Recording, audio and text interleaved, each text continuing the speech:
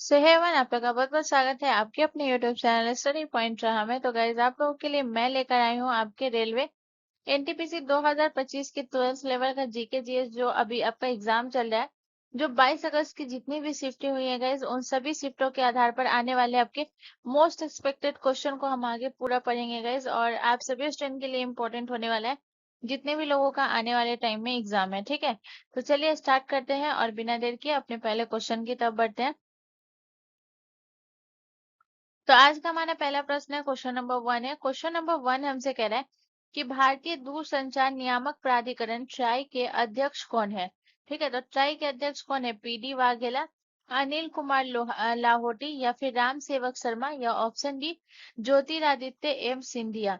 तो अभी जो है 2025 की अगर मैं बात करूं तो दूरसंचार नियामक प्राधिकरण यानी ट्राई के अध्यक्ष जो है वो है आपके ऑप्शन बी, आपका करेक्ट आंसर हो जाएगा अनिल कुमार लोहाटी। ठीक है, अनिल कुमार लोहाटी की अगर मैं बात करूँ सही याद रखिएगा। इन ये जो है पद पे नियुक्ति इनकी कब हुई थी? तो इनकी पद पे नियुक्ति हुई थी फरवरी 2024 को। फरवरी 2024 से। ठीक है, इसके अलावा अगर मैं बात करूँ गाइस, इनका जो है अनिल कुमार लोहाटी का अगर मैं कार्यकाल की बात करूँ तो याद रखिएगा 3 वर्ष होगा इनका कार्यकाल। 3 वर्ष या 65 वर्ष की आयु।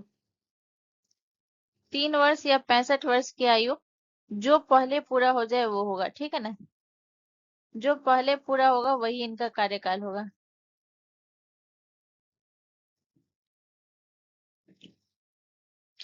अच्छा, अनिल कुमार लोहाटी की अगर मैं बात करूँ तो इनका जो पूर्व पद है, अगर मैं बात करूँ कि ये पहले जो थे ये कौन से पद पे थे गए, तो याद रखिएगा इनका पूर्व पद क्या था। तो इनसे पहले जो थे भारतीय दूरसंचार नियामक प्राधिकरण से पहले जो है ये रेलवे बोर्ड के अध्यक्ष थे। ठीक है, तो याद रखिएगा इससे पहले ये क्या थे गाइस, तो याद रखिएगा इससे पहले थे रेलवे बोर्ड के अध्यक्ष।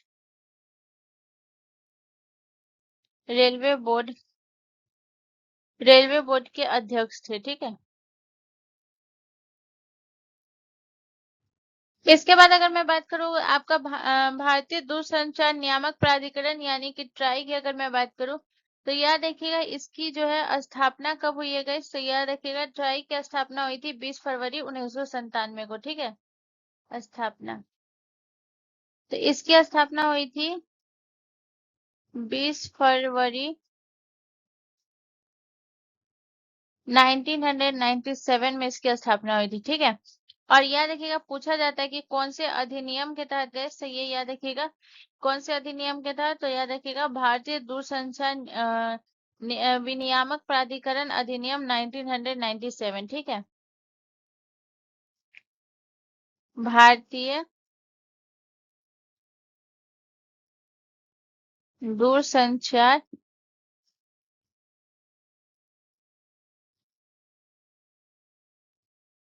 नियामक प्राधिकरण। ठीक है,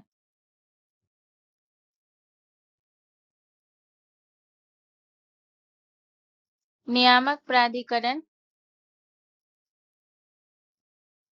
1900 नियामक प्राधिकरण अधिनियम 1997, अधिनियम भी लिख लीजिए। ठीक है ना, अधिनियम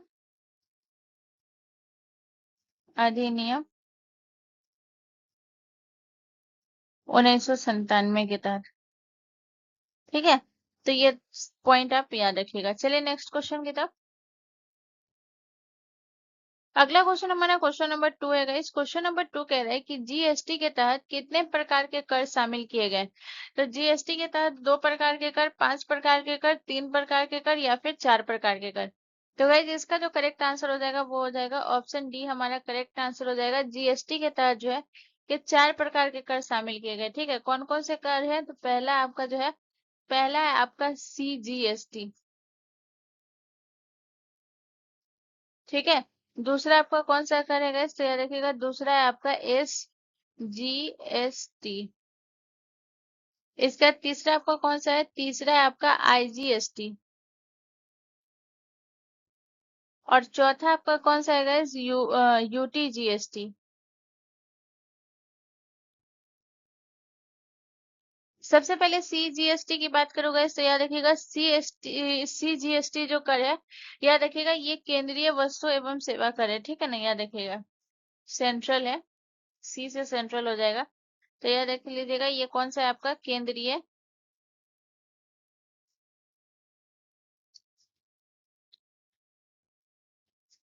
केंद्रीय वस्तु एवं सेवा कर। ये कर जो है ये किसके द्वारा लगाया जाता है guys? तो याद रखिएगा सीजीएसटी कर जो है, याद रखिएगा ये केंद्र सरकार द्वारा लगाया जाता है, ठीक है।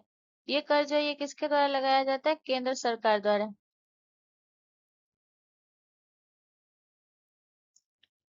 केंद्र सरकार द्वारा लगाया जाता है, ठीक है। इसके बाद अगर मैं बात करूँ तो याद रखिएगा अब आपका कौन सा है, अब आपका है guys, ये एसजीएसटी, ठीक है। तो एसजीएसटी की अगर मैं बात करूँ तो इसके बारे में आपको क्या याद रखना है, एसजीएसटी जो है ये राज्य वस्तु एवं सेवा कर है, ठीक है ना।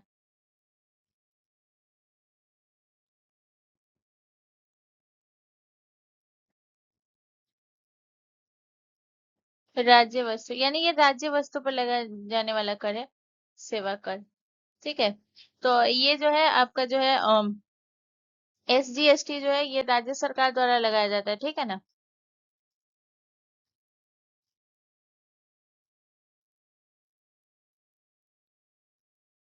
राज्य सरकार,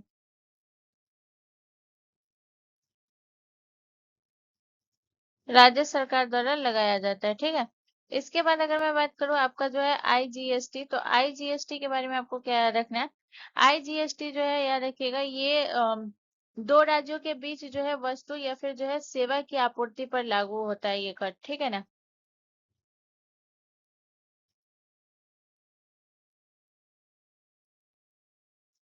दो राज्यों के बीच वस्तु या सेवा,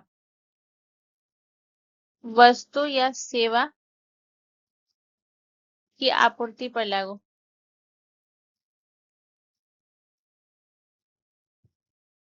आपूर्ति पर लागू होता है, ठीक है। इसके अलावा अगर मैं बात करूँ guys, तो याद रखिएगा जो आईजीएसटी है, अगर आपसे पूछा जाए कि ये जो है इसे ये जो कर लगाया जाता है ये किसके पास जाता है guys? तो इस कर को जो है आईजीएसटी कर जो होता है इसे केंद्र सरकार इसे वसूलती है, ठीक है ना। लेकिन जिस राज्य से ये कर लिया जाएगा उस राज्य को ये हिस्सा दिया जाता है, ठीक है ना। लेकिन वसूली जो करेगा वो सरकार इसकी वसूली करता है। वहीं अगर सिमिलरली मैं यूटीजीएसटी की अगर मैं बात करूँ तो याद रखिएगा ये केंद्र शासित प्रदेशों पर लागू होता है, ठीक है ना, याद रखिएगा केंद्र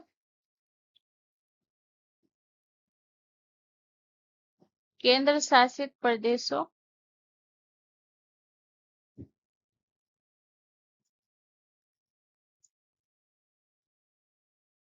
केंद्र शासित प्रदेशों पर लागू होता है, ठीक है ना। जैसे आपका जो एसजीएसटी लगता है राज्य सरकार द्वारा, वैसे ही आपका यूटीजीएसटी लगता है जो केंद्र सरकार, केंद्र शासित प्रदेश जो है ना उस पे यूटीजीएसटी लगता है, ठीक है ना, उस पे एसजीएसटी जो है वो नहीं लगता है, ठीक है। तो ये याद रखिएगा, इस पे सीजीएसटी प्लस यूटीजीएसटी लगेगा, ये याद रखिएगा। तो इतना पॉइंट आपको याद रखना है। अब थोड़ा सा हम जीएसटी के बारे में बात कर लेते हैं guys। तो जीएसटी के बारे में आपको क्या याद रखना है, इसके बारे में आपको याद रखना है कि जो जीएसटी है वो कौन से संविधान संशोधन के तहत जो है ये पारित हुआ था। तो याद रखिएगा ये पारित हुआ था 101वां संविधान, 101वां संविधान संशोधन के तहत, ठीक है। नहीं, 101वां संविधान संशोधन अधिनियम लिख लीजिए, ठीक है ना। संविधान संशोधन अधिनियम, अधिनियम 2016 के तहत, ठीक है, ये लिखिए, ठीक है। इसके बाद आपको क्या याद रखना है गाइस कि ये जो है पारित तो हुआ था लेकिन ये लागू कब हुआ था, तो ये लागू आपका हुआ था गाइस, याद रखिएगा ये हुआ था 1 जुलाई 2017 को, 1 जुलाई 2017 को, ठीक है। इसके बाद आपको याद रखना है कि इसके तहत जो है ये कितने अनुच्छेद जोड़े गए थे, तो याद रखिएगा इसके तहत जो है 3 अनुच्छेद जोड़े गए। 3 अनुच्छेद जोड़े गए। ठीक है। तो 3 अनुच्छेद आपका कौन कौन सा था? 246A, 259 और 279A। तो यहाँ पे जो है जगह नहीं है, लेकिन मैं रेड में लिख देती हूँ। 3 अनुच्छेद जोड़े गए थे। ठीक है, ये याद रखिएगा। कितने अनुच्छेद? 3 अनुच्छेद। 3 अनुच्छेद कौन कौन सा था? तो यहाँ पे मैं बॉक्स में लिख देती हूँ, क्योंकि जगह नहीं है। ठीक है ना, तो बॉक्स में मैं लिख दे रही हूँ। तो कौन कौन से 3 अनुच्छेद जोड़े गए? तो मैं सीधा लिख देती हूँ। आर्टिकल आपका आर्टिकल 246A को जोड़ा गया था। ठीक है। इसके बाद याद रखिएगा 269A को जोड़ा गया था। और इसके बाद याद रखिएगा 279A को जोड़ा गया था। तो ये 3 आर्टिकल जोड़े गए थे, जो कि आपको याद रखना है। ठीक है, चलिए नेक्स्ट क्वेश्चन की तरफ। अगला क्वेश्चन हमारा क्वेश्चन नंबर 3 है गाइस। क्वेश्चन नंबर 3 कह रहा है कि भारत के कितने राज्यों की सीमा भूटान से लगती है? तो भारत के कितने राज्यों की सीमा भूटान से लगती है? 4 राज्यों की, 5 राज्यों की, 2 राज्यों की, या फिर 3 राज्यों की? तो गाइस इसका जो करेक्ट आंसर हो जाएगा वो हो जाएगा आपका जो है 4 राज्यों की सीमा लगती है। तो ऑप्शन ए हमारा करेक्ट आंसर हो जाएगा। ठीक है। तो भूटान में जो है याद रखिएगा भारत के 4 राज्यों से लगती है। तो कौन कौन से 4 राज्य हैं? तो असम। ठीक है। इसके बाद आपका हो गया पहला। दूसरा आपका कौन सा राज्य हो गया? दूसरा हो गया आपका अरुणाचल प्रदेश। अरुणाचल प्रदेश। इसके बाद तीसरा आपका कौन सा हो गया गाइस? तीसरा आपका हो गया पश्चिम बंगाल।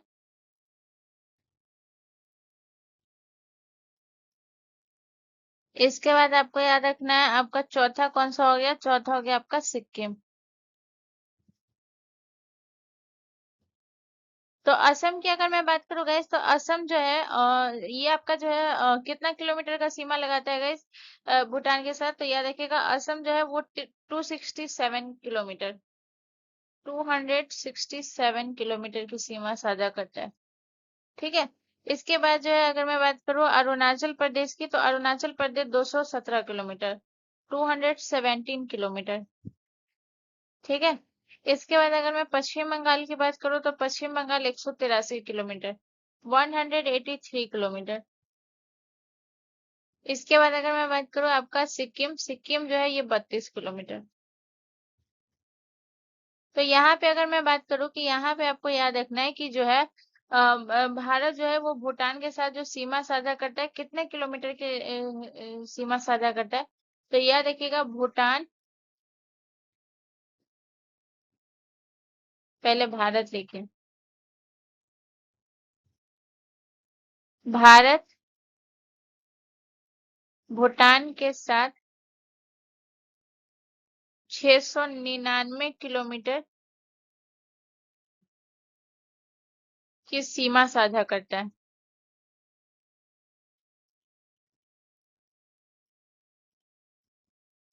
अच्छा, एक एक प्रश्न और है जो एग्जाम में बहुत बार पूछा जाता है कि भूटान की राजधानी कहाँ है? ठीक है ना, तो अगर आपसे पूछा जाए कि भूटान की राजधानी,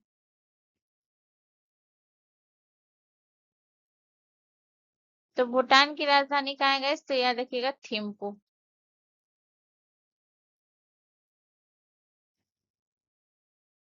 थिम्पू। ठीक है। चलिए नेक्स्ट क्वेश्चन की तरफ। अगला क्वेश्चन हमारा क्वेश्चन नंबर 4 है गाइस। क्वेश्चन नंबर 4 कह रहा है कि मनुष्य में सबसे लंबा तंत्रिका जो है ये कौन सा है? यानी कि सबसे लंबा नर्व। तो ये मस्तिष्कीय तंत्रिका, औसत तंत्रिका, ऑप्टिक तंत्रिका, या फिर सियाटिक तंत्रिका? तो गाइस इसका जो करेक्ट आंसर हो जाएगा वो हो जाएगा आपका जो है ऑप्शन डी करेक्ट आंसर हो जाएगा, सियाटिक तंत्रिका। ठीक है ना, ऑप्शन डी हमारा करेक्ट आंसर हो जाएगा। लेकिन आपको मैं एक चीज बता दूं गाइस कि सियाटिक तंत्रिका को ही एस्कियाटिक तंत्रिका भी कहा जाता है। तो यहाँ पे अगर कभी कभी जो है ये ऑप्शन रहता है ना, तो बहुत लोग कंफ्यूज हो जाते हैं। तो याद रखिएगा इसे हम क्या कहते हैं? इसे हम एस्कियाटिक तंत्रिका भी कहा जाता है।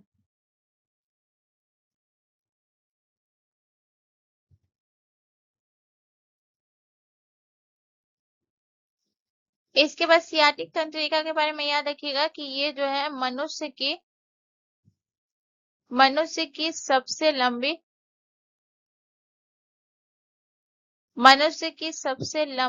और सबसे मोटी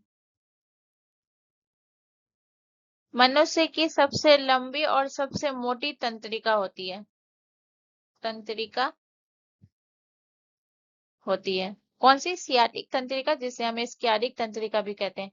इसके अलावा अगर मैं सियाटिक तंत्रिका के बारे में बात करूंगा तो याद रखिएगा ये कहाँ से कहाँ तक होती है आपकी, तो याद रखिएगा ये होती है आपके त्रिक जालिका से,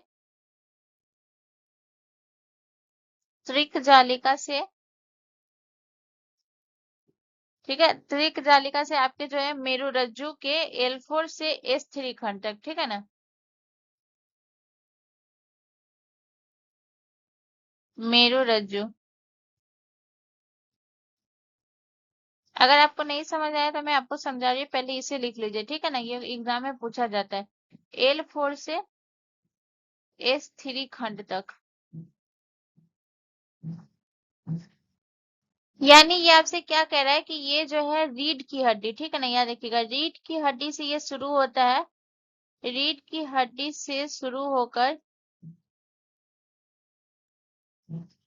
रीढ़ की हड्डी से शुरू होकर याद रखिएगा ये कहाँ तक जाती है, तो याद रखिएगा पैर तक जाती है, जिसमें आपका हिप और थाई सब शामिल होता है, ठीक है ना, पैर तक जाती है।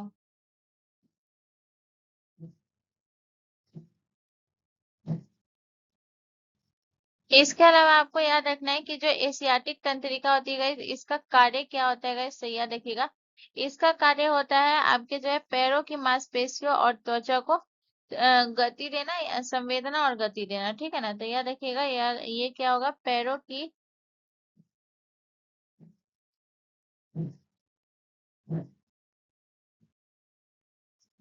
पैरों की मांसपेशियों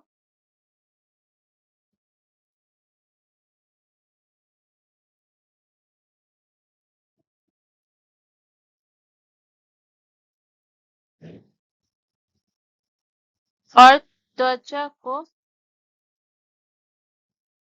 संवेदना, संवेदना और गति देना, इसका काम होता है, ठीक है।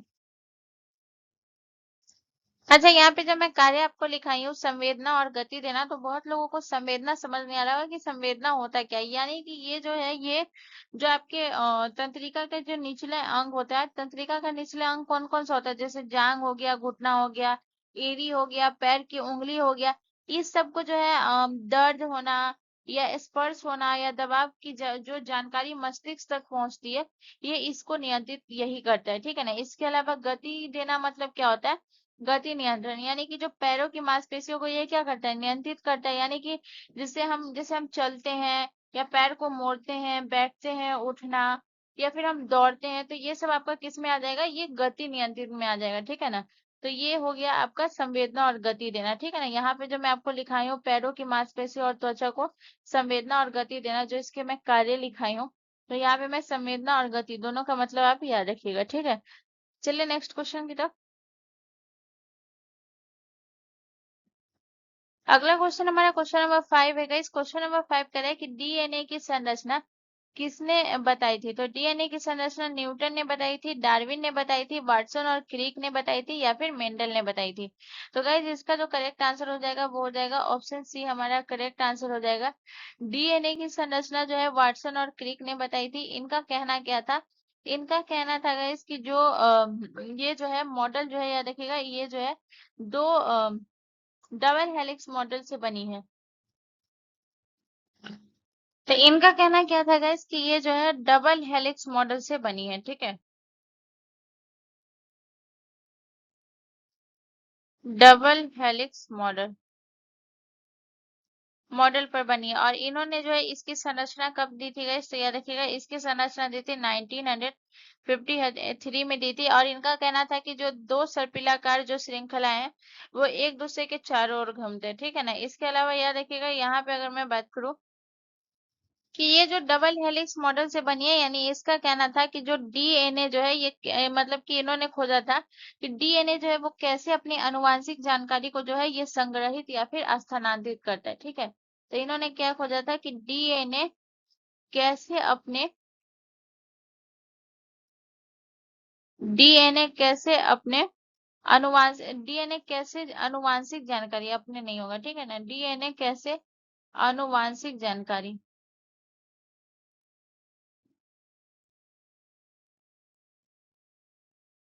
आनुवांशिक जानकारी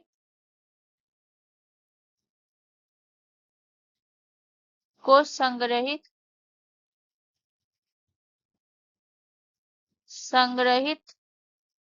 और स्थानांतरित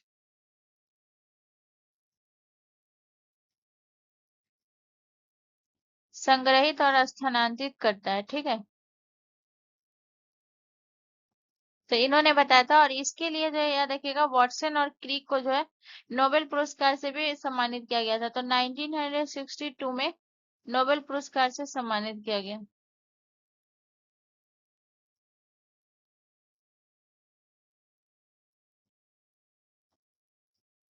नोबेल पुरस्कार से सम्मानित किया गया, ठीक है। इसके अलावा अगर मैं बात करूं यहाँ पे, तो डीएनए के हम कुछ जो है तो देखिएगा कार्य, यानी कि इसके फंक्शन के बारे में बात करेंगे डीएनए के। तो डीएनए के कार्य के बारे में अगर हम बात करें तो आपको क्या क्या याद रखना है।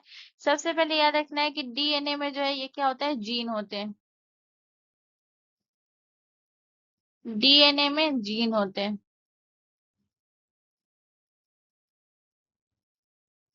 डीएनए में जीन होते हैं जो क्या करते हैं, प्रोटीन बनाने की जानकारी रखते हैं।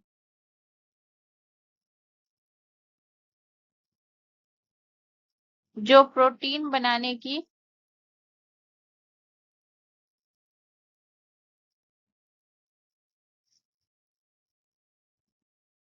जो प्रोटीन बनाने की जानकारी रखते हैं, ठीक है। इसके अलावा याद रखिएगा जो डीएनए की वजह से क्या होता है, याद रखिएगा। तो याद रखिएगा कोशिका के जो है डीएनए जो है कोशिका के विकास में, विभाजन में, और जो है विभाजन और कार्य को नियंत्रित करता है, ठीक है। तो ये भी पॉइंट याद रख लीजिएगा। डीएनए क्या करता है guys? तो याद रखिएगा डीएनए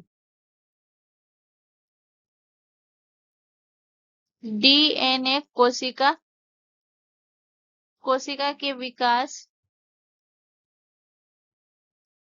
विभाजन,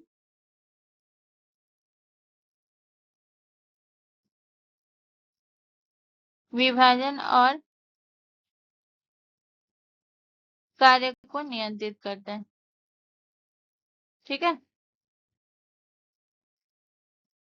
तो इतना पॉइंट आपको याद रखना है। चलिए नेक्स्ट क्वेश्चन की तरफ। अगला क्वेश्चन हमारा क्वेश्चन नंबर 6 है गाइस। क्वेश्चन नंबर 6 कह रहा है कि किन परिस्थितियों में भारत का राष्ट्रपति लोकसभा को उसकी सामान्य अवधि समाप्त होने से पहले भंग कर सकता है, ठीक है। कौन सी परिस्थिति में? तो राष्ट्रपति जब चाहे, या फिर प्रधानमंत्री की अनुशंसा पर, या दोनों सदनों से परामर्श के बाद, या फिर जब सुप्रीम कोर्ट जो है ये संसद को भंग करने का आदेश दे। तो गाइस इसका जो करेक्ट आंसर हो जाएगा वो हो जाएगा ऑप्शन बी, ठीक है। राष्ट्रपति कर सकता है लेकिन प्रधानमंत्री की अनुशंसा पे ही कर सकता है, ठीक है ना। तो याद रखिएगा, अगर मैं बात करूं कि यहाँ पे आपको याद रखना है कि राष्ट्रपति जो है जब चाहे तब नहीं कर सकता। तो यहाँ पे आपको ये याद रखना है कि जो है प्रधानमंत्री और मंत्री परिषद की सलाह पर ये जो है भंग करता है, ठीक है ना। भंग किस पे करता है guys? तो याद रखिएगा ये भंग करेगा प्रधानमंत्री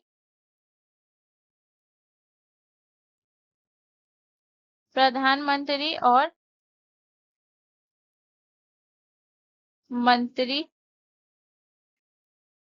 परिषद की सलाह से कौन करेगा गाइस? राष्ट्रपति भंग करता है, राष्ट्रपति, ठीक है। और याद रखिएगा ये जो भंग करता है गाइस ये कौन से आर्टिकल के तहत गाइस? तो याद रखिएगा अनुच्छेद 85 के तहत, अनुच्छेद 85। अनुच्छेद 85 क्या कहता है गाइस? अनुच्छेद 85 कहता है कि राष्ट्रपति लोकसभा को भंग कर सकता है, ठीक है ना।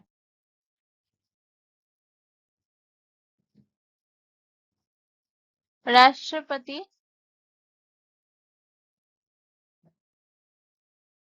लोकसभा को भंग कर सकता है, भंग कर सकता है, भंग कर सकता है, लेकिन लेकिन प्रधानमंत्री और मंत्री परिषद की सलाह से ही राष्ट्रपति भंग कर सकता है, इस पॉइंट को याद रखिएगा। अच्छा, भंग कब होता है गाइस? तो भंग ये तब होगा जब जो है सरकार जो है ये बहुमत खो देगी, तब जो है लोकसभा जो है ये भंग हो जाती है, ठीक है ना। सरकार बहुमत खो देगी,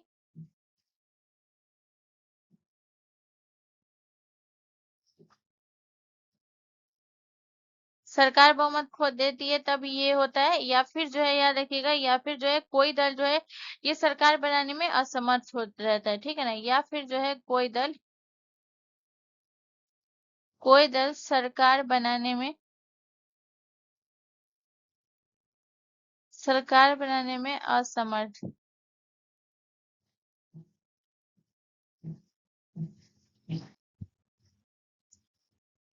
असमर्थ होता है, ठीक है। तब जाकर जो है लोकसभा भंग हो जाती है, ठीक है। चलिए नेक्स्ट क्वेश्चन की तरफ। अगला क्वेश्चन हमारा क्वेश्चन नंबर 7 है गाइस। क्वेश्चन नंबर 7 कह रहा है कि सतलज नदी पर स्थित गोविंद सागर झील इनमें से किस बांध के निर्माण की फलस्वरूप बनी है? तो गोविंद सागर झील जो है ये भाखड़ा बांध, सरदार सरोवर बांध के फलस्वरूप, टिहरी बांध, या फिर हीराकुंड बांध। तो गाइस इसका जो करेक्ट आंसर हो जाएगा वो हो जाएगा आपका जो है भाखड़ा बांध, ठीक है ना। ये जो है आपके सतलज नदी पर है, तो ऑप्शन ए हमारा करेक्ट आंसर हो जाएगा। अब भाखड़ा बांध से जितना भी पॉइंट बनेगा सबको एक एक करके देखेंगे। तो सबसे पहले अगर हम बात करेंगे तो याद रखिएगा ये आपके कौन से राज्य में, तो ये है आपके हिमाचल प्रदेश में, हिमाचल प्रदेश में, ठीक है। इसके अलावा अगर हम बात करेंगे तो यहाँ पे आपको याद रखना है कि ये जो है कौन से नदी पर है, तो सतलज नदी पर है, जो कि ये बोला भी गया है, पहले में ही बोल दिया गया कि ये बांध जो है आपकी कौन से नदी पर है, सतलज नदी पर। और इसी पर जो है एक और आपका झील बना है जी, यहाँ पे जो है झील है, कौन सी है, गोविंद सागर झील, जो कि एक कृत्रिम झील है, ठीक है ना। तो याद रखिएगा ये जो है सतलज नदी पर बना हुआ है। इसके अलावा अगर हम बात करेंगे तो सबसे पहले हम इसके बांध के बारे में बात कर लेते हैं। तो बांध की ऊंचाई कितनी है? तो ये आपको ध्यान रखना है, बांध की जो ऊंचाई है वो है 226 मीटर, ठीक है, ऊंचाई। इसके अलावा अगर हम बात करेंगे इसकी बांध की लंबाई कितनी है, ठीक है। तो याद रखिएगा बांध की लंबाई है 520 मीटर।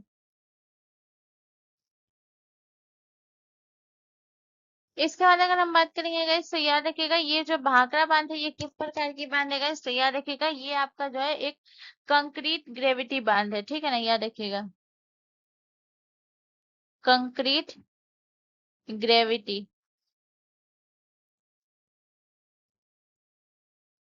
कंक्रीट ग्रेविटी बांध है, ठीक है। कंक्रीट ग्रेविटी बांध मतलब क्या होता है, यानी कि जो है इसका भार ही जो है ये क्या करता है, जल को रोकता है। कंक्रीट ग्रेविटी मतलब क्या होता है कि इसका भार जो है, इसका भार जल को रोकता है, इसका भार जल को रोकता है, ठीक है। कंक्रीट ग्रेविटी मतलब होता है। इसके अलावा अगर हम बात करेंगे इससे याद रखिएगा, आपको याद रखना है कि इस ये जो है आपका कि इससे लाभान्वित राज्य कौन कौन से हैं? बहुत इंपॉर्टेंट पॉइंट है, याद रखिएगा। लाभान्वित राज्य बहुत ज्यादा पूछा जाता है।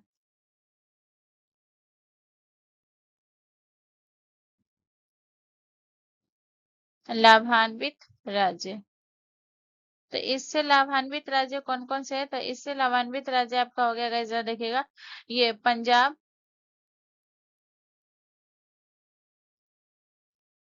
पंजाब, हरियाणा, राजस्थान, पंजाब, हरियाणा, राजस्थान और हिमाचल प्रदेश।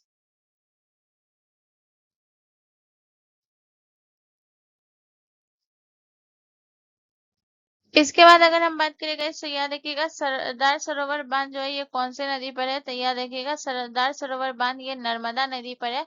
और अगर आपसे पूछा जाए कि सरदार सरोवर बांध की ऊंचाई कितनी है गैस, तो ये ऊंचाई याद रखिएगा, ठीक है। तो सरदार सरोवर बांध की ऊंचाई है गैस, याद रखिएगा 163 मीटर, 163 मीटर जो है ये इसकी ऊंचाई है। इसके अलावा अगर मैं बात करूँ ये कौन से राज्य में है गैस, तो याद रखिएगा नर्मदा नदी पर है। और प्लस जो है याद रखिएगा ये आपके गुजरात में है, ठीक है। इसी तरीके से अगर मैं बात करूँ गाइस तो आपका टिहरी बांध, तो टिहरी बांध आपका कहाँ है गाइस? तो याद रखिएगा, कलर अलग ले लेते हैं, सेम सेम कलर में कहीं कंफ्यूज हो जाएगा आप लोग, तो कलर हम अलग ले लेते हैं।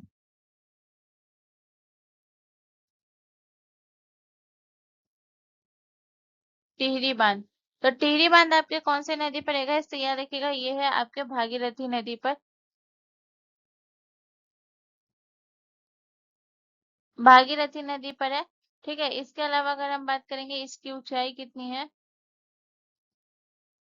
तो याद रखिएगा टिहरी बांध की ऊंचाई है 260 मीटर। ठीक है, 260 मीटर है। इसके अलावा अगर हम बात करें कि टिहरी बांध जो है आपके कौन से नदी पर है गाइस? तो याद कौन से राज्य में है? तो याद रखिएगा टिहरी बांध जो है ये आपके ये आपके है उत्तराखंड में। उत्तराखंड। इसके अलावा अगर मैं बात करूं आपका हीराकुंड बांध की गाइस, तो याद रखिएगा हीराकुंड बांध आपका कहाँ है? तो हीराकुंड बांध है आपके जो है महानदी पर है। महानदी पर। कौन से राज्य में है? तो ये आपके जो है ओडिशा में है। ठीक है, इसके अलावा इसकी ऊंचाई कितनी है गाइस? तो इसकी ऊंचाई है 60 मीटर। ठीक है, चलिए नेक्स्ट क्वेश्चन की तरफ। अगला क्वेश्चन हमारा क्वेश्चन नंबर 8 है गाइस। क्वेश्चन नंबर 8 हमसे कह रहा है कि पौधे किस गैस का उपयोग प्रकाश संश्लेषण में करते हैं? तो पौधे किस गैस का उपयोग प्रकाश संश्लेषण में करते हैं? नाइट्रोजन में, ऑक्सीजन में, हाइड्रोजन में या फिर कार्बन डाइऑक्साइड में? तो गाइस इसका जो करेक्ट आंसर हो जाएगा वो हो जाएगा कार्बन डाइऑक्साइड का उपयोग प्रकाश संश्लेषण में करते हैं। ठीक है, अगर मैं बात करूं प्रकाश संश्लेषण में जो है ये कैसे करते हैं, तो ये याद रखिएगा जिसमें जो है सूर्य का प्रकाश पानी और CO2 से जो है ये क्या बनाते हैं? ग्लूकोज और शर्करा बनाते हैं। ठीक है ना, तो सबसे पहले हम इसे अच्छे से समझते हैं। तो यहाँ पे आपको सबसे पहले क्या समझना है? तो यहाँ पे आपको याद समझना है कि वायुमंडल से जो है ये पौधे क्या करते हैं? पौधे जो है स्टोमाटा, ठीक है ना, रंध्रों के माध्यम से पौधे स्टोमाटा, पौधे स्टोमाटा के माध्यम से, स्टोमाटा मतलब रंध्रों, ठीक है ना, स्टोमाटा के माध्यम से क्या करते हैं? CO2 ग्रहण करते हैं। ठीक है, ये क्या करते हैं? CO2 ग्रहण करते हैं। फिर CO2 ग्रहण करने के बाद जो है ये क्या करते हैं? CO2 ग्रहण करने के बाद जो है याद रखिएगा ये सूर्य के प्रकाश और CO2 और जो है आपका पानी, ये मिलकर क्या बनाते हैं? ग्लूकोज और ऑक्सीजन बनाते हैं। CO2 ग्रहण करते हैं, इसके बाद सूर्य का प्रकाश,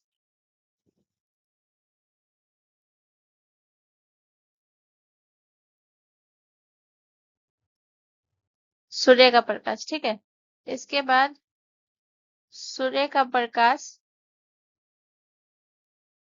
इसके बाद पानी, पानी और CO2, पानी और CO2, ये जो है याद रखिएगा ये जो है मिलकर क्या बनाते हैं? मिलकर आपका बनाते हैं ग्लूकोज और ऑक्सीजन बनाते हैं। ग्लूकोज और ऑक्सीजन बनाते हैं। ऑक्सीजन बनाते हैं। ठीक है, इसके अलावा अगर मैं बात करूँ गाइस, तो यहाँ पे आपको याद रखना है ये जो है ग्लूकोज ये क्या करता है? पौधे की ऊर्जा और वृद्धि का जो है स्रोत होता है। ठीक है ना, याद रखिएगा ये क्या होता है? ये जो है पौधे की ऊर्जा और ऊर्जा और वृद्धि का स्रोत होता है। वृद्धि का स्रोत होता है। ठीक है, इसका जो सूत्र भी है, ठीक है ना, तो जगह नहीं तो मैं ऊपर सूत्र लिख देती हूँ। इसके आप किस तरीके से, इसका जैसे आपका हो जाएगा जैसे कि आपका कार्बन, ठीक है ना, CO2 प्लस CH2O, कार्बन और पानी, ठीक है, ये जो है ये मिलकर क्या बना देगा? तो ये मिलकर आपके बनाते हैं ग्लूकोज। ग्लूकोज का फॉर्मूला क्या होता है? C6H12O6 होता है, और जो है ये आपका क्या बनाती है? Oxygen 6O2। ठीक है,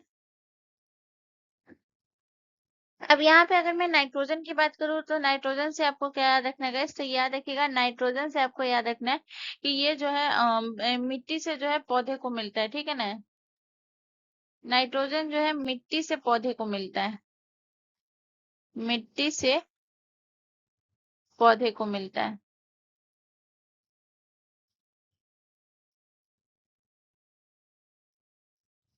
ठीक है। इसके बाद अगर मैं बात करूँ तो ऑक्सीजन ये तो बनता ही है, कार्बन डाइऑक्साइड जो ये होता है तो ग्लूकोज और ऑक्सीजन बनाता है, तो ये ऑक्सीजन आपको पता ही है। हाइड्रोजन की अगर मैं बात करूँ तो ये पानी होता है, पानी में होता है। अगर आपसे आपसे ये प्रश्न पूछा जाएगा इसकी ये जो प्रक्रिया होती है जो पौधे के स्टोमाटा के माध्यम से CO2 ग्रहण होता है, फिर CO2 के ग्रहण के बाद जो है सूर्य का प्रकाश, पानी और CO2 मिलकर क्या बनाते हैं, ग्लूकोज और ऑक्सीजन बनाते हैं, और ये ग्लूकोज और ऑक्सीजन जो है ये पौधे की ऊर्जा और वृद्धि का स्रोत होता है। ठीक है, जिसका मैंने यहाँ पे आपको सूत्र भी लिखा है। अगर आपसे पूछा जाए कि ये जो प्रक्रिया जो होता है, ये अभी जो मैं प्रक्रिया आपको समझाई हूँ, इस प्रक्रिया को क्या कहते हैं, अगर आपसे पूछा जाए तो आप क्या कहिएगा बताइए। इस प्रक्रिया, इस प्रक्रिया को, सॉरी, ये जो प्रक्रिया होता है ये प्रक्रिया कहाँ होता है गाइस, तो याद रखिएगा। ये प्रक्रिया जो है आपका जो है क्लोरो प्लास्ट में होता है। ठीक है ना, तो ये जो है लिख लीजिएगा, ये प्रक्रिया, ये प्रक्रिया क्लोरो क्लोरोप्लास्ट में होता है। ठीक है, तो ये भी पॉइंट याद रखिएगा। ठीक है, चलिए नेक्स्ट क्वेश्चन की तरफ। अगला क्वेश्चन हमारा क्वेश्चन नंबर 9 है गाइस। क्वेश्चन नंबर 9 कह रहा है कि चावल की भूसी के तेल के स्थिरीकरण में किस एंजाइम का उपयोग होता है, तो लाइपेज का होता है, कैटालेज का होता है, हाइड्रोलेज का होता है, या फिर सेल्यूलेज का होता है। तो गाइस इसका जो करेक्ट आंसर हो जाएगा वो हो जाएगा लाइपेज का होता है। लाइपेज क्या करता है गाइस, तो याद रखिएगा लाइपेज जो है ये जो एंजाइम होता है ये वसा को तोड़ता है, ये वसा मतलब फैट को तोड़ता है। ठीक है ना, लाइपेज क्या करता है, तो वसा को तोड़ता है, वसा को तोड़ता है। ठीक है, वसा को तोड़ता है। अगर मैं कैटालेस की बात करूँ गाइस, तो कैटालेस का काम क्या होता है, कैटालेस जो है यह हाइड्रोजन पर जो है ऑक्साइड को तोड़ता है। ठीक है ना, तो याद रखिएगा ये क्या करता है, ये हाइड्रोजन पर ऑक्साइड को तोड़ता है।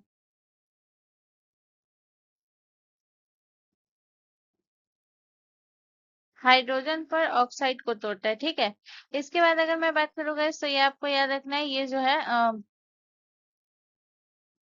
सेल्यूलोज। ठीक है ना, सेल्यूलोज की अगर मैं बात करूँ गाइस, तो याद रखिएगा ये जो है ये सेल्यूलेज को तोड़ता है। ठीक है ना,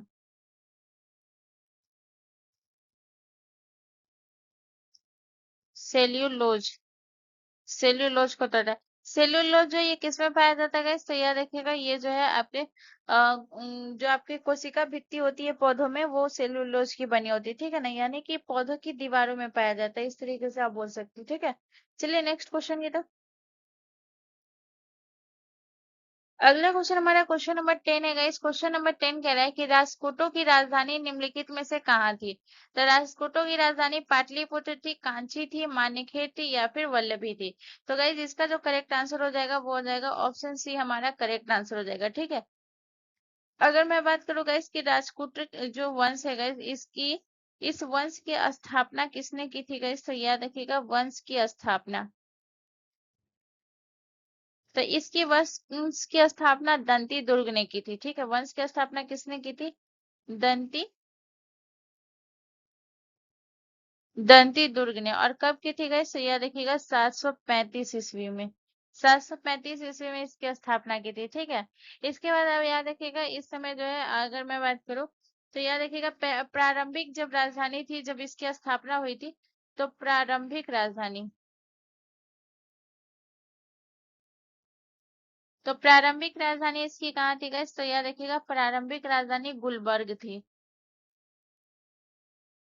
ठीक है, गुलबर्ग कहाँ था उस टाइम, तो याद रखिएगा गुलबर्ग उस टाइम था आपका कर्नाटक। ठीक है, इसके अलावा अगर मैं बात करूं जो बाद में जो राजधानी है बाद में कहाँ हुआ था, बाद में हुआ था आपका मान्यखेत, बाद में कहाँ हो गया था, बाद में मान्यखेत।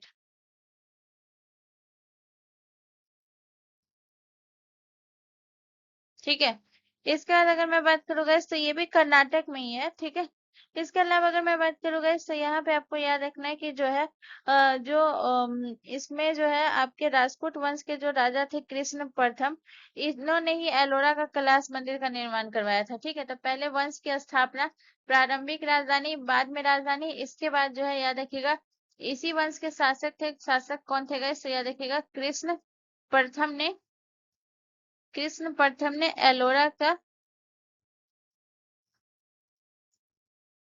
एलोरा के कैलाश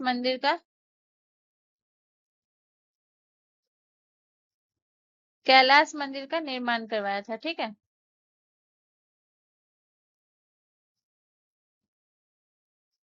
इसका बाद अगर मैं बात करूँ गाइस, तो जब राजपूत वंश जो था याद रखिएगा पहले हिंदू था। ठीक है ना, हिंदू था, लेकिन बाद में जो है ये इसको जो है जैन धर्म का जो है संरक्षण मिला, तो बाद में ये जैन धर्म का जो है इसको बाद में संरक्षण मिला था। ठीक है, इसके अलावा अगर मैं बात करूँ गाइस, तो याद रखिएगा इसका जो है ये जब इसकी स्थापना हुई थी तो दंती दुर्ग ने की थी चालुक्य वंश को जो है हराकर। ठीक है ना, लेकिन फिर बाद में चालुक्य वंश फिर से उभरा।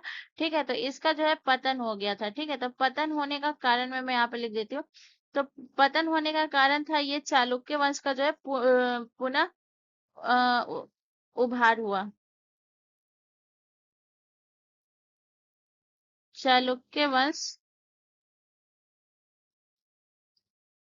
पुनः उभर कर आया। ठीक है, पुनः उभर गया, जिसकी वजह से जो है इसका शासन समाप्त हो गया। और इसका जो है राजपूत वंश का जो है अंतिम शासक कौन था, तो याद रखिएगा राजपूत वंश का अंतिम शासक था इंद्र चतुर्थ।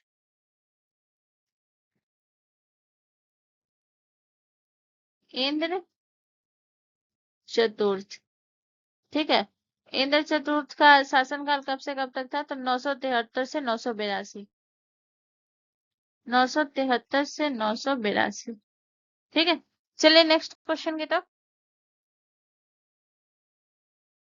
अगला क्वेश्चन हमारा क्वेश्चन नंबर 11 है गाइस। क्वेश्चन नंबर 11 हमसे कह रहा है कि अनुच्छेद 239 डैश डैश किससे संबंधित है। तो अनुच्छेद 239 जो है ये उपराज्यपाल द्वारा केंद्र शासित प्रदेशों के प्रशासन से संबंधित है, या फिर ऑप्शन बी राष्ट्रपति द्वारा केंद्र शासित प्रदेशों के प्रशासन से संबंधित है, या फिर ऑप्शन सी प्रधानमंत्री द्वारा केंद्र शासित प्रदेशों के प्रशासन से संबंधित है, या ऑप्शन डी आपसे बोल रहा है कि कैबिनेट मंत्री द्वारा केंद्र शासित प्रदेशों के प्रशासन से। तो गाइज इसका जो करेक्ट आंसर हो जाएगा वो हो जाएगा ऑप्शन बी, हमारा करेक्ट आंसर हो जाएगा। राष्ट्रपति द्वारा केंद्र शासित प्रदेशों के प्रशासन से संबंधित है। ठीक है, इसके अलावा अगर मैं बात करूँ गाइज, तो आपको याद रखना है कि यहाँ पे जो है ये राष्ट्रपति द्वारा केंद्र शासित प्रदेशों से संबंधित है। तो ये जो है आपके कौन से संविधान के कौन से भाग में आता है, तो याद रखिएगा ये संविधान के भाग 8 में, भाग 8 से संबंधित है। ठीक है, इसके अलावा अगर मैं बात करूँ गाइस, तो यहाँ पे आपको याद रखना है कि जो है जो केंद्र शासित प्रदेश होते हैं इसका जो है राज्य सरकार के ये नियंत्रण में नहीं होता है। ठीक है ना, तो यहाँ पे आपको याद रखना है कि जो केंद्र शासित प्रदेश,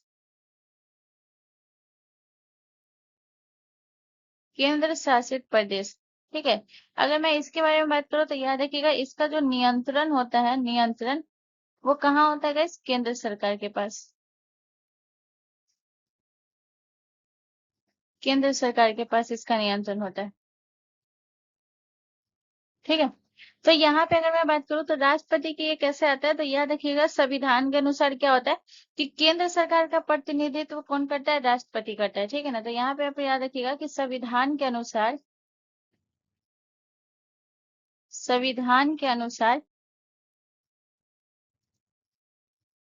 केंद्र सरकार केंद्र सरकार का प्रतिनिधित्व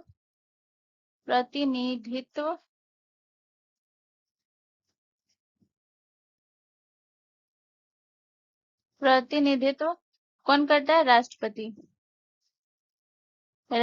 करता है। ठीक है, तो प्रतिनिधित्व राष्ट्रपति करता है, इसीलिए जो है राष्ट्रपति द्वारा केंद्र शासित प्रदेशों के ये प्रशासन से संबंधित है। जैसे अगर मैं आपको केंद्र शासित प्रदेश के दो एग्जांपल बताती हूँ, जैसे मान लेते हैं दिल्ली।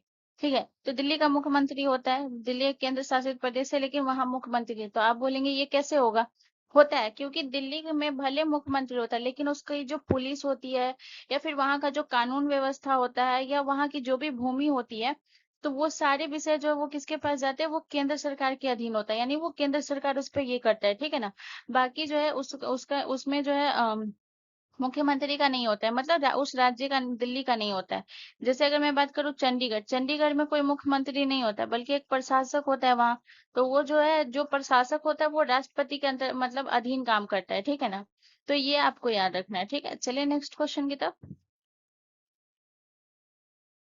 अगला क्वेश्चन हमारा क्वेश्चन नंबर 12 है। इस क्वेश्चन नंबर 12 कह रहा है कि कलकत्ता और मुंबई नगर निगमों की स्थापना कब की गई थी। तो 1726 में, 1850 में, 1919 में या फिर 1852 में।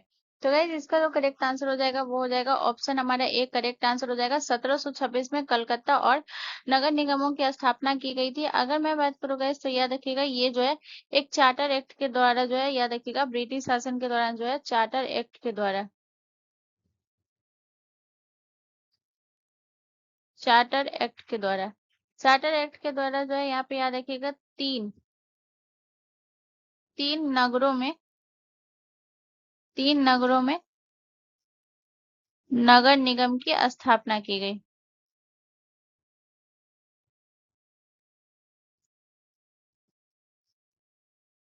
तीन नगरों में नगर निगम की स्थापना की गई। तो तीन नगरों में नगर निगम की स्थापना की गई तो वो तीन से नगर निगम कौन से थे गाइस, इससे तीन नगरों में। तो पहला हो गया आपका जो है कलकत्ता में। इसके बाद दूसरा आपको याद रखना है बम्बई में, उस समय बम्बई था। और तीसरा जो था मद्रास,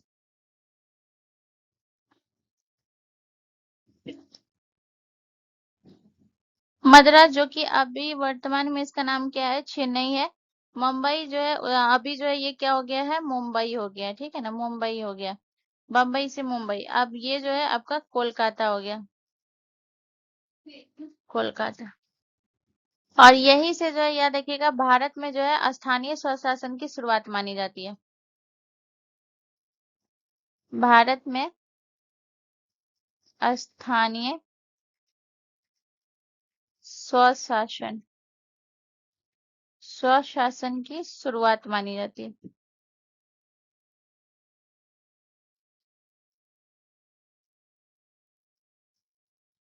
शुरुआत मानी जाती है, ठीक है। चलिए नेक्स्ट क्वेश्चन की तरफ। अगला क्वेश्चन हमारा क्वेश्चन नंबर 13 है। इस क्वेश्चन नंबर 13 हमसे कह रहा है कि जब जल में विद्युत धारा प्रवाहित की जाती है तो किस प्रकार की रासायनिक अभिक्रिया होती है। तो जब जल में विद्युत धारा प्रवाहित की जाती है तो संयोजन, अपघटन, विस्थापन या फिर दोहरा विस्थापन।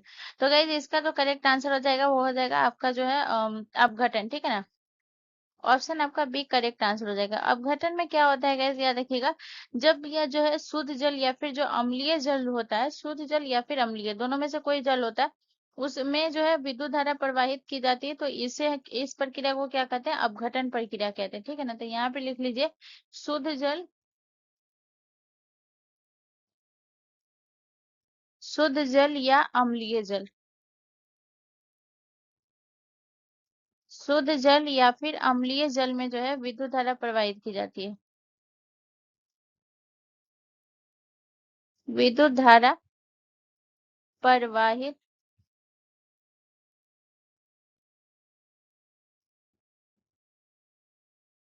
प्रवाहित की जाती है। तो इसमें जो है क्या होता है, विद्युत धारा प्रवाहित की जाती है गैस, तो याद रखिएगा ये जो है अपघटन प्रक्रिया कहलाती है, अपघटन प्रक्रिया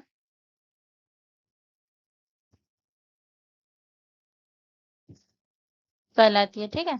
इसके अलावा अगर मैं बात करूँ गैस, याद रखिएगा तो ये जो अपघटन प्रक्रिया है ये, इसमें जो है क्या होता है, इसमें जो है H2O के अणु टूटते हैं और दो गैसों में बनते हैं, ठीक है। तो याद रखिएगा इसमें क्या होता है, इसमें जो है आपके H2O के अणु टूटते हैं, H2O के अणु टूटते हैं और दो गैस बनते हैं, ठीक है, दो गैसें बनती है। तो H2O के अणु टूटने से कितनी गैस बनती है, तो पहला पॉइंट तो ये याद रखिएगा कि दो गैस बनती है। वो दो गैस कौन कौन सी बनती है गैस, तो याद रखिएगा पहला आपका हो जाएगा हाइड्रोजन, ये हाइड्रोजन जो बनेगी गाइस, ये देखिएगा, ये हाइड्रोजन बनती है कैथोड पर, कैथोड रेज पर, ठीक है, कैथोड पर। और दूसरा कौन सा बनता है गाइस, तो ये देखिएगा, दूसरा, पहला हाइड्रोजन और दूसरा बनता है ऑक्सीजन। और ऑक्सीजन किस पे बनता है गाइस, तो ऑक्सीजन बनता है एनोड पर, एनोड रेस पर, ठीक है। कैथोड पे नेगेटिव चार्ज होता है, एनोड पे पॉजिटिव चार्ज होता है, ये भी याद रखिएगा, ठीक है। अगर मैं यहाँ पे संयोजन की बात करूँ, संयोजन, तो संयोजन क्या होता है, तो संयोजन ये होता है, इसमें जो है दो पदार्थ मिलते हैं, ठीक है ना। इसमें क्या होता है, इसमें दो पदार्थ मिलते हैं, इसमें इसमें तो टूटते हैं ना, इसमें अणु क्या होते हैं, टूटते हैं, लेकिन इसमें दो पदार्थ मिलते हैं,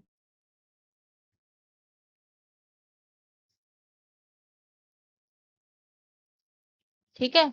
इसके अलावा अगर मैं बात करूं, ये आपका विस्थापन, तो विस्थापन क्या है guys? तो विस्थापन में जो है, इसमें एक तत्व दूसरे को हटाता है, ठीक है, एक तत्व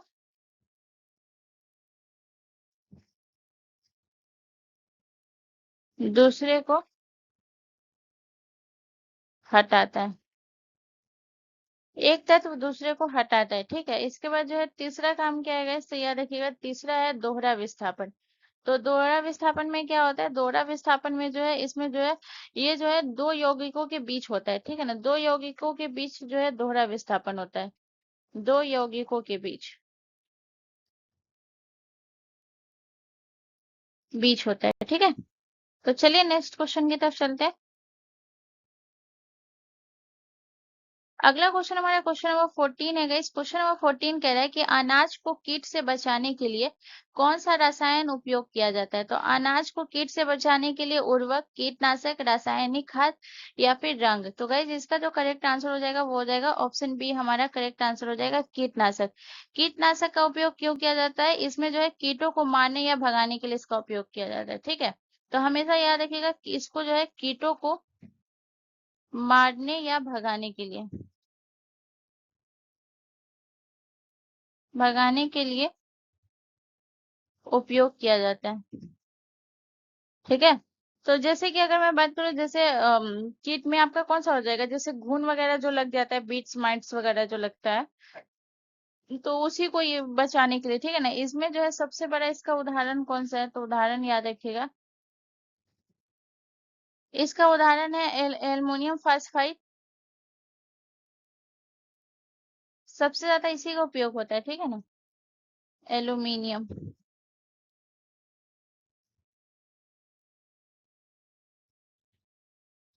एल्युमिनियम फॉस्फाइड। इसके बाद है मेलाथियोन,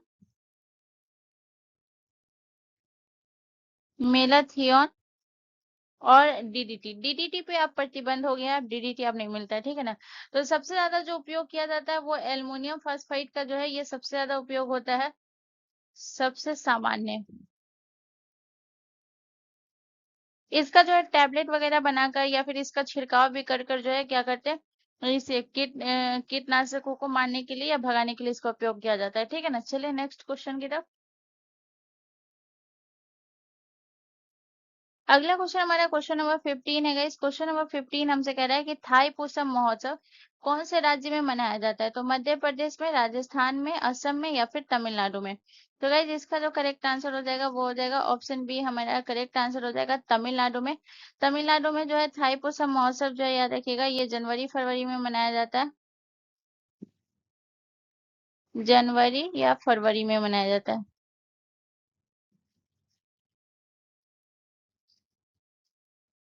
मनाया जाता है, ठीक है।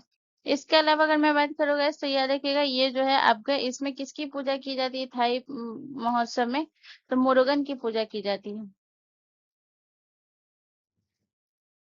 मुरुगन की पूजा की जाती है, ठीक है। इसके अलावा याद रखिएगा, ये जो है ये 10 दिनों तक चलता है,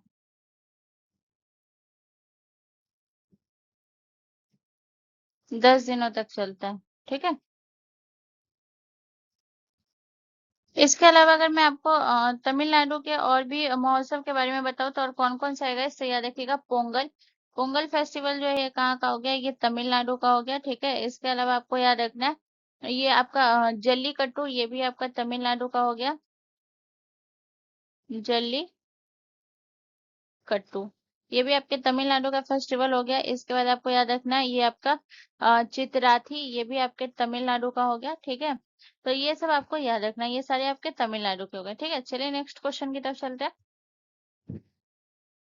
अगला क्वेश्चन हमारा क्वेश्चन नंबर 16 है गाइस। क्वेश्चन नंबर 16 हमसे कह रहा है कि क्योटो प्रोटोकॉल का संबंध किससे है? तो परमाणु निरस्त्रीकरण से, मानवाधिकार से, जलवायु परिवर्तन से, या फिर अंतरराष्ट्रीय व्यापार से। तो गाइस इसका जो करेक्ट आंसर हो जाएगा वो हो जाएगा ऑप्शन सी, हमारा करेक्ट आंसर हो जाएगा जलवायु परिवर्तन से। ठीक है, इसमें क्या है गाइस, याद रखिएगा क्योटो प्रोटोकॉल जो है ये आपको ध्यान रखना है, ये जो है अंतरराष्ट्रीय पर्यावरण समझौता है, अंतरराष्ट्रीय पर्यावरण समझौता है। ठीक है, जिसे जो है याद रखिएगा 1997 में जो है जापान ने जो है क्योटो शहर में अपनाया था। ठीक है, 1997 में जापान क्योटो शहर में अपनाया था। ठीक है, क्योटो, क्योटो शहर में अपनाया था। ठीक है, इसका उद्देश्य क्या था? इसका उद्देश्य था जो ग्रीन हाउस गैस है ना गैस, उसको कम करना और जो है वैश्विक तापमान को नियंत्रित करना। ठीक है, तो ये जो इस समझौते की अगर मैं बात करूँ तो इस समझौते का उद्देश्य क्या था? तो इस समझौते का उद्देश्य था जो ग्रीन हाउस गैस है, ग्रीन हाउस गैसों गैसों के उत्सर्जन को कम करना, उत्सर्जन को कम करना, ये पहला उद्देश्य था। ठीक है, और दूसरा उद्देश्य क्या था गाइस? तो दूसरा उद्देश्य था वैश्विक तापमान वृद्धि यानी ग्लोबल वार्मिंग को नियंत्रित करना। ठीक है ना, वैश्विक तापमान,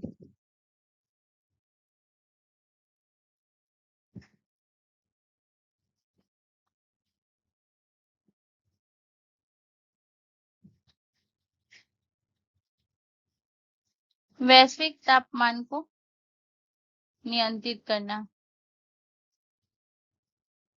नियंत्रित करना। वैश्विक तापमान मतलब क्या होता है? वैश्विक तापमान जो है तापमान वृद्धि को लिखिए। ठीक है ना, तापमान, ये छूट गया यहाँ पे, वृद्धि, तापमान वृद्धि को नियंत्रित करना, जिसे हम क्या कहते हैं? जिसे हम कहते हैं ग्लोबल, ग्लोबल वार्मिंग।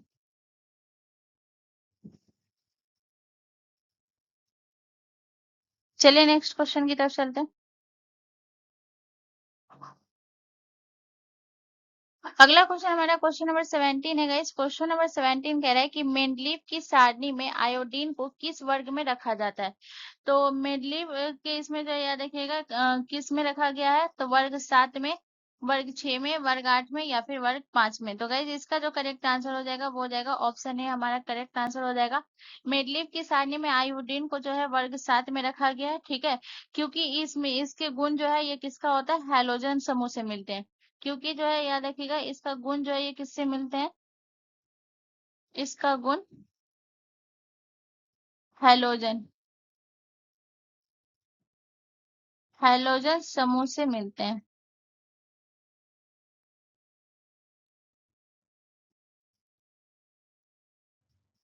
और जो आपका वर्ग 7 है गाइस, याद रखिएगा वर्ग 7 में जो है आपका हैलोजन समूह, हैलोजन तत्व रखे गए हैं। ठीक है ना, वर्ग 7 में हैलोजन, हैलोजन तत्व रखे गए हैं। ठीक है, हैलोजन तत्व रखे गए। अब जैसे अगर मैं बात करूं आपका जो अलग अलग वर्ग में रखा गया, जैसे वर्ग 6 की अगर मैं बात करूं तो वर्ग 6 में आपका क्या याद रखेगा? तो यहाँ जो है ऑक्सीजन समूह के तत्व होते हैं, ऑक्सीजन समूह के तत्व। तो ऑक्सीजन समूह के तत्व जो है ये कौन से इसमें है? वर्ग में रखा गया, वर्ग 6 में। इसके अलावा अगर मैं बात करूँ गाइस तो याद रखिएगा वर्ग 8, वर्ग 8 आपका किससे संबंधित है गाइस? तो याद रखिएगा वर्ग 8 जो है ये आपके नोबल गैस से संबंधित है। नोबल गैस से संबंधित है, ठीक है। नोबल गैस या फिर जो है ट्रांजिशन एलिमेंट से भी ये संबंधित है, ठीक है ना। इसके बाद अगर मैं बात करूँ तो आपका लास्ट आपका कौन सा बच जाता है गाइस, आपका वर्ग 5। वर्ग 5 जो है ये किससे संबंधित है गाइस, तो याद रखिएगा वर्ग 5 जो है ये आपके नाइट्रोजन समूह के इसमें तत्व होते हैं। नाइट्रोजन समूह के तत्व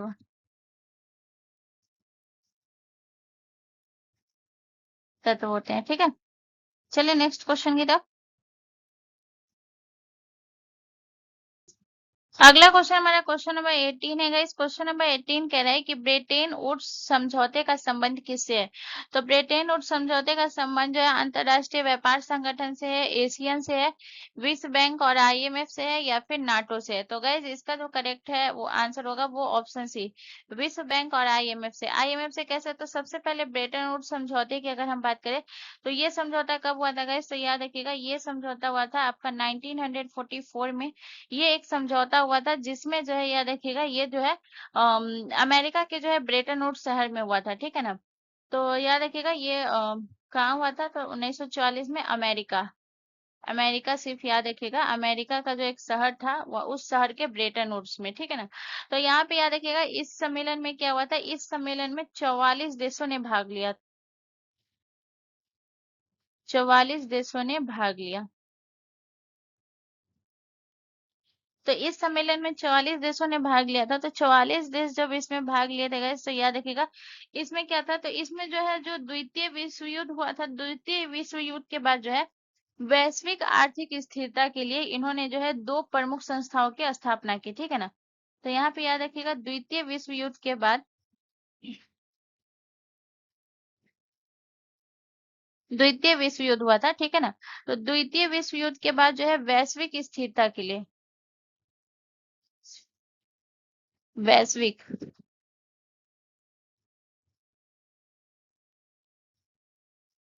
वैश्विक स्थिरता के लिए,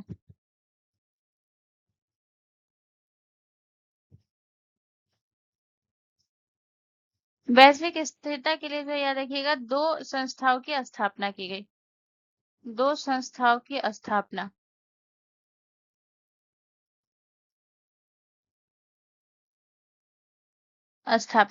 दो संस्थाओं की स्थापना, यही दो संस्था आपका कौन सा है इसे याद रखिएगा। ये पहला था आपका विश्व बैंक और दूसरा आईएमएफ। तो पूछा जाता है कि विश्व बैंक दे दे या फिर जो है आईएमएफ दे दे। पूछा जाता है कि कौन से सम्मेलन के तहत जो है इसकी स्थापना की गई थी, ये पूछा जाता है। तो यही याद रखिएगा ब्रेटन वुड्स सम्मेलन के तहत जो है विश्व बैंक और आईएमएफ की स्थापना की गई। सबसे पहले अगर मैं आपके जो है विश्व बैंक की अगर मैं बात करूँ, इसकी स्थापना कब कितने देश हैं, इसका मुख्यालय कहाँ है, तो इसके बारे में भी हम थोड़ा सा बात कर लेते हैं। तो याद रख लीजिएगा विश्व बैंक की स्थापना जुलाई 1944 में हुई थी। इन दोनों की स्थापना किसके तहत हुई थी, ब्रेटन वुड्स सम्मेलन के तहत। तो विश्व बैंक के हम मुख्यालय का सिर्फ बात करेंगे, ठीक है। तो इसका जो है मुख्यालय कहाँ है इससे आपको ध्यान रखना है। इसका मुख्यालय है वॉशिंगटन डीसी में है, जो कि अमेरिका है। वॉशिंगटन डीसी, वॉशिंगटन डीसी आपका कहाँ है, अमेरिका में, अमेरिका, ठीक है। इसके बाद जो है यहाँ पे अगर मैं बात करूँगा तो यहाँ पे आपको याद रखना है कि जो आपका आईएमएफ,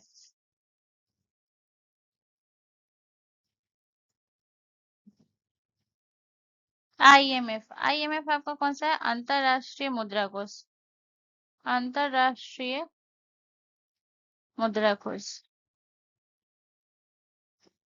ठीक है। तो अंतरराष्ट्रीय मुद्रा कोष है, तो इसकी जो है स्थापना 1944 के ब्रेटन वुड्स सम्मेलन में हुआ। लेकिन इसकी इसका जो मुख्यालय, तो दोनों का मुख्यालय सेम सेम ही है, ठीक है ना। इसका भी मुख्यालय जो है ये वाशिंगटन डीसी, वाशिंगटन डीसी कहाँ है गए, तो याद रखिएगा अमेरिका में, ठीक है। इसके अलावा यहाँ इसमें जो है आईएमएफ में सदस्य देश कितने हैं, सदस्य देश 190,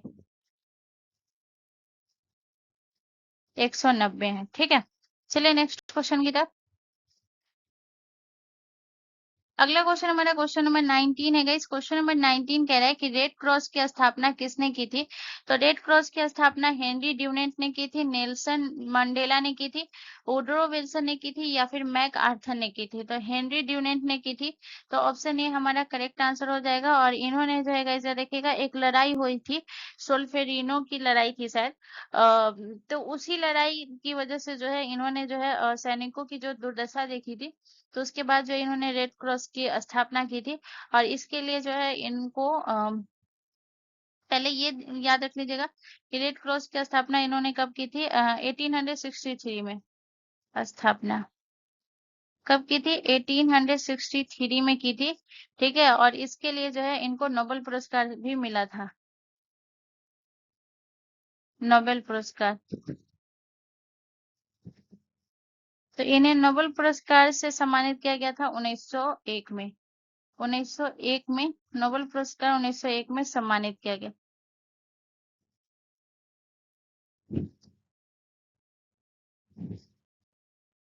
ठीक है, चलिए नेक्स्ट क्वेश्चन की तरफ।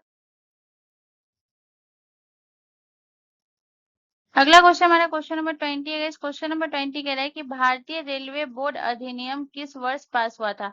तो भारतीय रेलवे बोर्ड अधिनियम 1900 में, 1803 में, 1905 में, या फिर 1830 में? तो यहाँ पे आपसे क्या बोल रहा है कि इसमें ध्यान से अगर आप पढ़ेंगे तो यहाँ पे आप बोल रहे हैं कि रेलवे बोर्ड अधिनियम, ठीक है, तो ये हुआ था 1900 में पास हुआ था। ठीक है, लेकिन अगर आपसे पूछा जाए कि रेलवे की स्थापना कब हुई थी गाइस, तो याद रखिएगा रेलवे की स्थापना जो हुआ था वो 1905 में हुआ था, लेकिन अधिनियम पहले ही पारित हो गया था, यानी अधिनियम के 5 साल के बाद जो है इसकी स्थापना हुई थी। ठीक है, ये याद रखिएगा। इसके बाद अगर मैं बात करूँ गाइस तो याद रखिएगा इसके जो है इसका जो है रेलवे का जो अध्यक्ष होता है, याद रखिएगा ये अध्यक्ष। तो रेलवे का जो अध्यक्ष होता है वो कौन होता है गाइस, तो याद रखिएगा रेलवे का जो अध्यक्ष होता है वो भारत सरकार के जो है प्रधान सचिव स्तर के अधिकारी होते हैं। भारत सरकार के प्रधान सचिव स्तर के अधिकारी, ये पूछा जाता है एग्जाम में, ठीक है ना, स्तर के अधिकारी होते हैं। ठीक है, इसके बाद इसमें सदस्य कितने होते हैं, तो कुल 6 सदस्य होते हैं। तो लिख लीजिए कुल 6 सदस्य। ठीक है, तो आज का सेशन आपका यही कंप्लीट होता है। यहाँ से रिलेटेड अगर आपको कोई भी कंफ्यूजन, कोई भी दिक्कत है तो आप मुझसे कमेंट करके पूछ सकते हैं गाइज, मैं उसका जरूर रिप्लाई करूंगी। एंड मोस्ट इंपॉर्टेंट चीज है, ये वीडियो अगर आपके लिए थोड़ा सा भी इन्फॉर्मेटिव था तो प्लीज प्लीज चैनल को जरूर सब्सक्राइब कर ले एंड बेल आइकन पे जरूर क्लिक कर ले। मिलते हैं नेक्स्ट वीडियो में। जय हिंद।